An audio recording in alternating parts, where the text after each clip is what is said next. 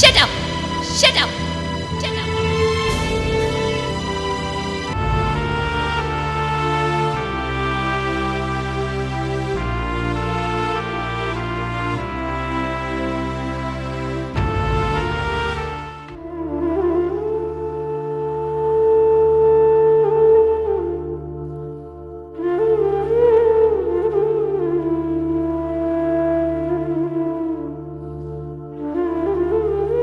சுமித்ரா,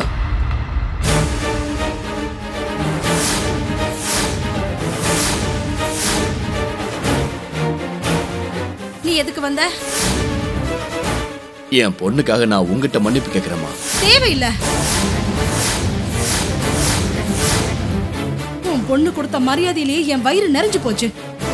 பிறந்து வளர்ந்த இத்தனை வருஷத்துல ரொம்ப நல்ல மரியாதை கிடைச்சு போச்சு. நீ எதுவும் சொல்லாத. மறுபடியும் அந்த புண்ணை கிளறாம தயவு செஞ்சு இங்க போயிடு. அம்மாடி, தாய் இல்லாத பொண்ணு எல்லாம் நினைச்சபடி நடந்திருந்தா நீ வளர்த்திருக்க வேண்டிய பொண்ணுமா.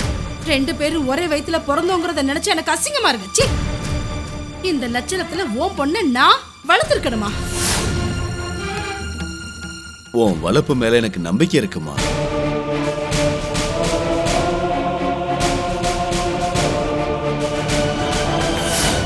அது நீ உன் மகனை வளர்த்த விதத்தை பார்த்தாலே தெரியுதுமா.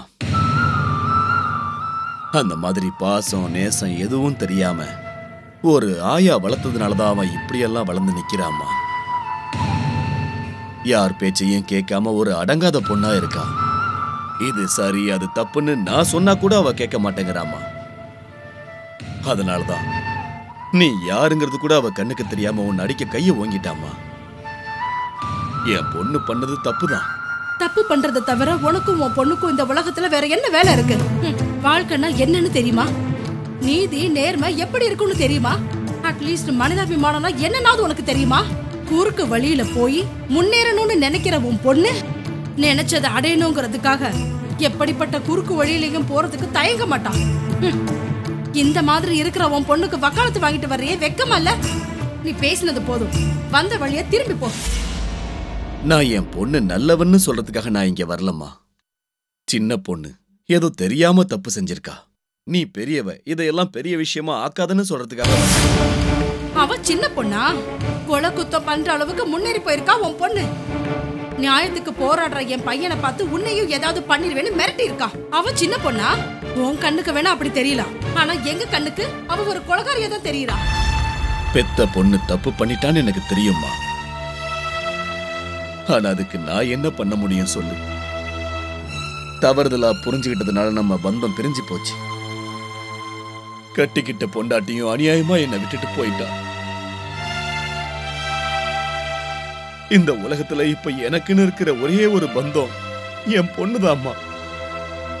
அவளை தண்டிச்சு அவளும் என்னை விட்டுட்டு போயிட்டானா அதுக்கப்புறம் இந்த உலகத்துல நான் எப்படிமா இருக்க முடியும்? அதுக்காகதான் அவளுக்காக நான் உங்ககிட்ட மன்னிப்பு கேட்க. ஒரு கொலைகாரிய திட்டிட்டு மட்டும் விட்டுட்டியா? மன்னிச்சு விட்டுட்டியா? அதுக்காக தான் அவ இன்னும் அடங்காம போயிட்டு இருக்கா. 20 வருஷத்துக்கு முன்னாடி என்ன தப்பா புரிஞ்சுகிட்டவ நீ. 20 வருஷமா உயிரோட இருக்கிற பொணமாதாமா நான் வாழ்ந்துகிட்டு இருக்கேன். இனிமேலும் கஷ்டப்படுற அளவுக்கு என்கிட்ட சக்தி இல்லம்மா.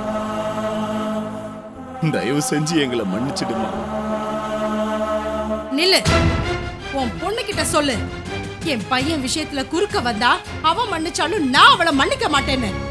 ஊருக்கு நடுவுல நிக்க வச்சு நாக்கு புடுங்கிக்கிற மாதிரி கேள்வி கேட்டு அவ பண்ண தப்பையெல்லாம் வெளியில சொல்லி அவளுக்கு தகுந்த தண்டனை வாங்கி கொடுப்பேன்னு அவகிட்ட சொல்லு. போ.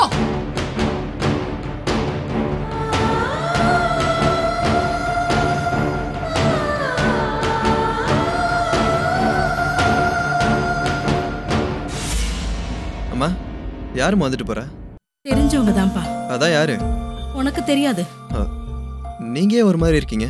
நான் எப்படி இருக்கேன்? அழுத மாதிரி உன் கண்ணே செவந்திருக்கு. என்னாச்சுமா? அது வந்து கண்ணுல தூசி விழுந்துருச்சுப்பா. ஓ, அவ்வளவுதானா? அவ்வளவுதான்டா. அம்மா கண்ணுல ஏதாவது தூசி விழுந்தா நீ தவிச்சு போயிடுவ.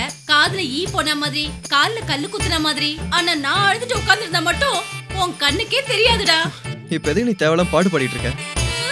பாருமா பாரு, நான் பேசுறது கேட்காம போயிட்டே இருக்கா. கொஞ்ச நேரம் நீ காக்கா மாதிரி கத்த வரடி. என்ன நான் காக்கா மாதிரி கத்துறனா?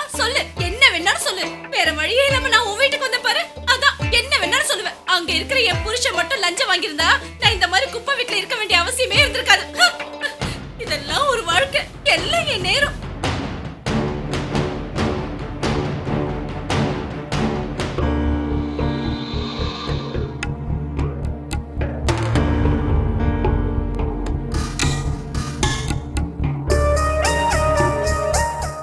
ஏண்டா அப்படி ஒத்து பாக்குறத விட்டுட்டு எனக்கு கொஞ்சம் கம்பெனி கொடுக்கலாம்ல? எனக்கு கம்பெனி எல்லாம் வேண்டாம், இந்த சிப்ஸ் போதும். நான் 7th படிக்கும்போது தண்ணி அடிக்க ஆரம்பிச்சேன். நான் அப்போ இருந்து உன்னை தண்ணி அடிக்க வச்சிடலான்னு முயற்சி பண்ணிட்டு தான் இருக்கேன். இப்போ வரைக்கும் என்னால அது முடியலையே. மர்டர் பண்றது கூட ஈஸி, ஆனா உன்னை தண்ணி அடிக்க வைக்கிறது ரொம்ப கஷ்டம்பா. புரிஞ்சிருச்சுல்ல, அதனாலதான் மறுபடியும் கேட்காத. தேவையில்லாம என் விஷயத்துல தலையிடுறான். நான் ஒண்ணு எறும்பு கிடையாது, கருநாகம். கொத்துனன்னு வச்சுக்க, உயிர் போயிடும். நீ என்ன டென்ஷன் பண்ணாம என்ன நடந்துச்சுன்னு சீக்கிரம் சொல்லு. என் தேவைக்காக நான் ஒரு மர்டர், ரேப் அட்டெம்ப்டும் பண்ணேன், ஒரு கிட்னாப்பும் செஞ்சேன். அதுக்கும் உன் மச்சானுக்கு சம்பந்தமே இல்லை. ஆனா அத பத்தி இவன் விசாரிச்சுட்டு இருக்கான். அவன் வேலையை அவன் செய்யாம நடுவுல இந்த வேலையை செஞ்சுட்டு இருக்கான். கரெக்ட், அவன் எப்பவுமே அப்படிதான். நீ இந்த விஷயத்த மறந்துரு, நானும் அவன் அந்த விஷயத்த மறக்க வைக்கிறதுக்கு ஏதாவது பண்றேன். அவன் மறக்கலன்னு வச்சுக்க, அவனை நான் நல்லா ஞாபகம் வச்சுப்ப. அவனுக்கு என்ன பெரிய ஹீரோ நினைப்பா? என்னை பத்தி அவனுக்கு சரியா தெரியாது. போய் அவன்கிட்ட சொல்லு, என்ன மாதிரி பாம்பு கொத்துனா அந்த விஷத்துக்கு மருந்தே கிடையாது. போய் சொல்லு. டே, அப்படிலாம் சொல்லாத. இந்த மாதிரி பெரிய விஷயமெல்லாம் பண்ணாத. அவன் ஏதாவது தப்பு பண்ணிருந்தா அவனுக்கு பதிலா நான் உங்ககிட்ட மன்னிப்பு கேட்டுக்கிறேன். இன்னொரு முறை உன் வழியில குறுக்க வராம நான் பாத்துக்கிறேன், சரியா? அவன் விசாரணை முடிக்கிறதுக்குள்ள நீ போய் அவங்கிட்ட சொன்னா எனக்கு குழி தோன்ற வேலை மிச்சமா இருக்கும், தெரிஞ்சுக்க. உடனே போறேன், சரியா? நீ அவசரப்படாத. சின்ன வயசுல எல்லா ரத்தம். நான் அவனை பேசி சரி பண்றேன். அதுவும் இல்லாம நான் அவன் அக்கா புருஷன், நான் பேசி சரி பண்றேன். சரி, போ.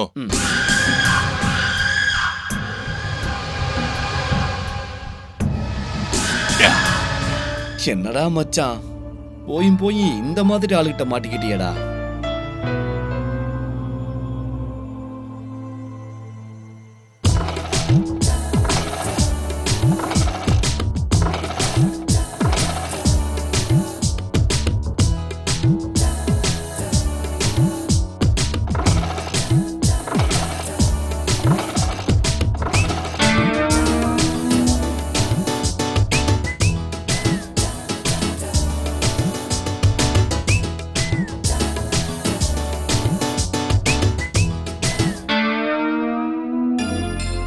ஓகே, நான் ரவுண்ட்ஸ் போயிட்டு வந்து பாத்துக்கிறேன். போங்க.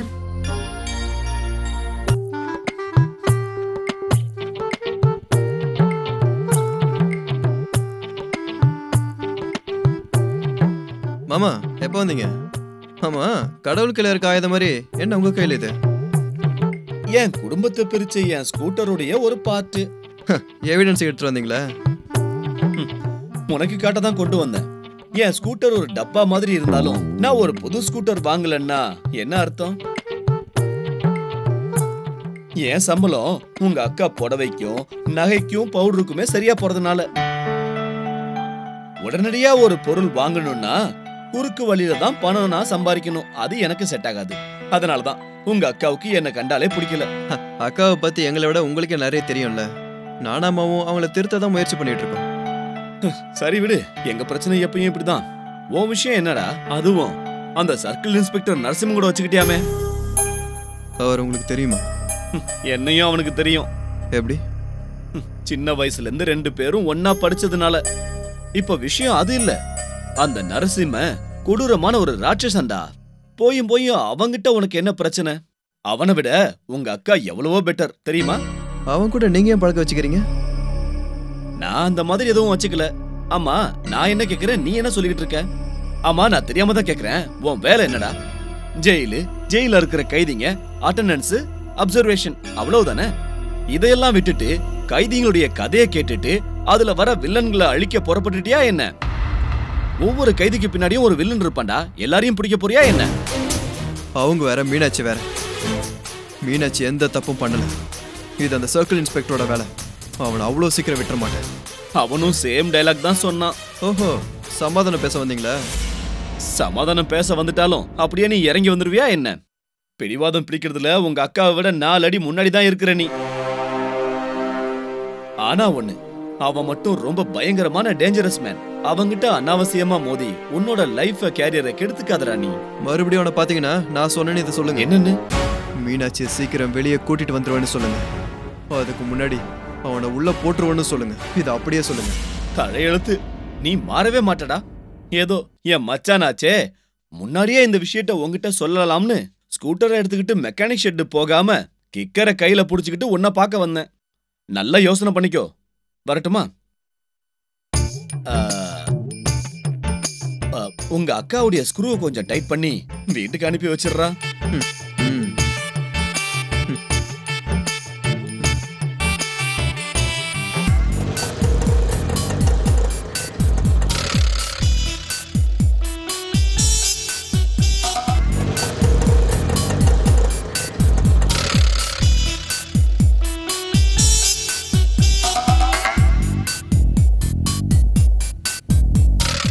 சவுகார்பேட்டை வரணும், வரியா? எத்தனை பேரு? நானும் இதுவும். 100 ரூபா ஆகும். 100? மீட்டர்ல எவ்வளவு வரும்? வாங்கறதா இருந்தா 2000 ரூபாய் ஆகும். இங்க இருந்து சவுகார்பேட்டைக்கு மீட்டர் எவ்வளவு காட்டும்? 200 ரூபாய். ஆக்சுவலா 100, இப்ப மொத்தம் 300. நான் யாருன்னு தெரியுமா? இந்த ஓட்ட ஸ்கூட்டரோட கிக்கர் வச்சிட்டு இருக்கும் போதே தெரியுது. என்ன மாதிரி நீ ஆட்டோ கூட ஓட்ட முடியாது. கரெக்டா சொன்ன. அம்மாடி, பாத்தியா, உன்னை தெரியாதவன் கூட உன்னை பத்தி எவ்வளவு கரெக்டா சொல்றானே. நல்லா இருக்கியாமா? உன் வீட்ல உங்க அம்மா எப்படி இருக்காங்க? அம்மாக்கு என்ன, நல்லா இருக்காங்க. நீ போனதுக்கு அப்புறம் கூட உங்க அம்மா ஆரோக்கியமா இருக்காங்கன்னா அவங்க லக்கி தான்ப்பா. சரி, அது இருக்கட்டும். நீ எப்பமா வீட்டுக்கு வர? வாய் மூடியா, உனக்கு அறிவு இருக்கா? அந்த ஓட்ட ஸ்கூட்டரோட சேர்த்து 1000 ரூபாய் கொடுத்தா கூட எவனும் 100 ரூபாய்க்கு கூட அதை வாங்க மாட்டான். இன்னுமா இதை வச்சு சுத்திட்டு இருக்க? எதை வச்சு நான் வர்றது? என் மனச பார்த்து வாமா. மனச பார்த்தா காசு வருமா? அதெல்லாம் எனக்கு ஒண்ணும் வேணாம். அப்படி இல்லனா என் காதலை பார்த்து? அந்த காதல் எனக்கு கார் வாங்கி கொடுக்காதே. இந்த மாதிரி எத்தனை நாள் புருஷனை விட்டு அம்மா வீட்டுல இருப்ப? அது உனக்கும் நல்லதுக்கு இல்ல, எனக்கும் நல்லதுக்கு இல்ல. அம்மாடி, வாடி நம்ம வீட்டுக்கு போலாம். செத்தாலும் வரமாட்டேன். இப்போ சமைக்கிறதுக்கு கஷ்டப்பட்டுட்டு தானே என்ன நீ கூப்பிடுற? என்னமோ கார் வாங்கி தர மாதிரி கூப்பிடுற. கார் வாங்குற அளவுக்கு பணம் இருந்தா இப்படி நடு ரோட்ல நின்னு பஞ்சாயத்து பண்ணுவனா நீயே சொல்லு. அப்போ உன் வழியில நீ போ, என் வழியில நான் போறேன். அம்மாடி, அம்மாடி ப்ளீஸ்டா அம்மாடி, நான் சொல்றத கேளுடா. உன் கால்ல விழுந்து கேக்குறேன். சார் போலாமா? இரியா, என் பொண்டாட்டி என் கூட வர மாட்டேங்கறா. அனுபவத்துல சொல்றேன், உங்க பொண்டாட்டி அவங்க வீட்லயே இருக்கட்டும் சார். எதுக்கு? அவங்க உங்க வீட்டுக்கு வந்தா நீங்க பிச்சை தான் எடுக்கணும். உனக்கு எப்படி தெரியும்? சேம் தான், எனக்கும் இந்த மாதிரி பொண்டாட்டி தான் இருந்தா. அதனாலதான் நான் இந்த ஆட்டோவை வாங்கினேன். அப்படின்னா உன் ஒய்ஃப் ஆட்டோ வாங்க சொன்னச்சா? இல்ல, இதுக்கு முன்னாடி ஆட்டோ மொபைல் ஷாப் வச்சிருந்தேன். அதை வித்துட்டு இப்ப ஃபைனான்ஸ்ல இந்த ஆட்டோ வாங்கியிருக்கேன். எவ்வளோ சோக கதை. அதனாலதான் பிரதர் நான் உங்க வீட்டுக்கு கூட்டிட்டு போவேன் சொல்றேன். சரி, என்ன டிராப் பண்றியா இல்லையா சொல்லு. 300 ரூபாய் வேண்டாம், 30 ரூபா கொடு போதும். 90% டிஸ்கவுண்ட். வாங்க போலாம். சரி வா போலாம்.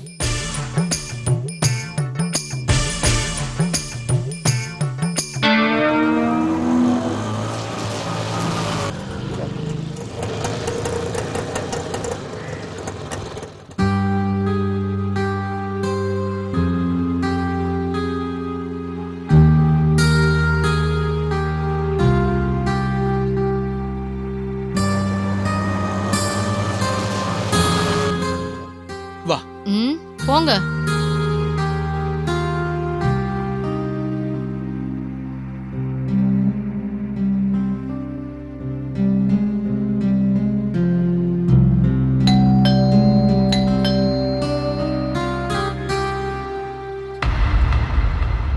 வணக்கம் தம்பி. நீங்களா? வாங்க.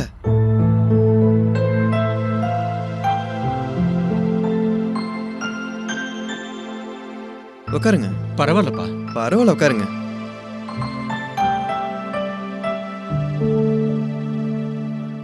என்ன குடிக்கிறீங்க? Coffee, tea? அதெல்லாம் வேண்டாம்ப்பா. கங்கா, தண்ணி கொண்டு வா. சொல்லுங்க. தம்பி, எங்க மீனாவுக்கு எப்படிப்பட்ட அநியாயம் நடந்ததுன்னு நீங்களே பாத்தீங்கல்ல. எங்க நீங்க இருங்க, நான் சொல்றேன். அது ஒண்ணும் இல்ல ஜெயிலர் தம்பி. புருஷன் இறந்ததுக்கு அப்புறம் பொட்டு அளிக்காம இருந்தா எங்க வீட்டுக்கு தான் தருதுறோம். அதனால அவ புருஷனோட காரியத்தன்னைக்கு மீனாவை எங்க வீட்டுக்கு அனுப்பிச்சா நாங்க அவளை விதவையாக்கி அனுப்பிடுவோம். நீங்க அதுக்காக தான் வந்திருக்கீங்கன்னா நான் பெர்மிஷன் கொடுக்க மாட்டேன். இங்க மீனை பொட்டு வச்சுக்கிட்டா அங்க உங்க வீட்டுல தருதுறோம் அப்படின்னு சொல்றீங்க. அது ஏதோ நடக்கிறது நடக்கட்டும். அது யாருக்கு நடக்குது எதுக்கு நடக்குதுன்னு பார்த்துட்டு என்னோட ஐயர் ஆபீசர் கிட்ட பேசிட்டு பெர்மிஷன் லெட்டர் தரேன். என்னங்க பேசுறீங்க? ஜெயில இருந்தா மட்டும் என் பொண்ணுக்கு கொஞ்சம் கூட சுதந்திரம் இல்லையா? ஆமா, தரிதிரம் முடிஞ்சதுக்கு அப்புறம் நீங்க என்ன பார்க்க போறீங்க? சாம்பலையா?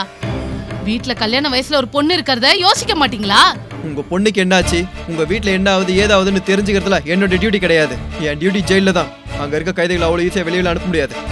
எதுவும் பேச மாட்டீங்களாங்க? நீங்க இப்படி அமைதியா இருந்தா ஏதாவது நடக்குமா? இவர் கையில எதுவும் இல்லைன்னா இவரே சொல்றாருல. அப்படி இருக்கும்போது மீனா நல்லவளா கெட்டவளான்னு விசாரிக்கிறதுக்கு நம்ம ஊருக்கு எதுக்கு வந்தாரு? அவரோட டியூட்டி ஜெயில மட்டும் இருந்தா வீட்டுக்கு எதுக்கு தேடி வரணும்? வாய மூடு. நான் எதுக்கு வாய மூடணும்? வேலைக்காகாத புருஷன் இருந்தாலும் ஒண்ணுதான், செத்தாலும் ஒண்ணுதான். வாங்க.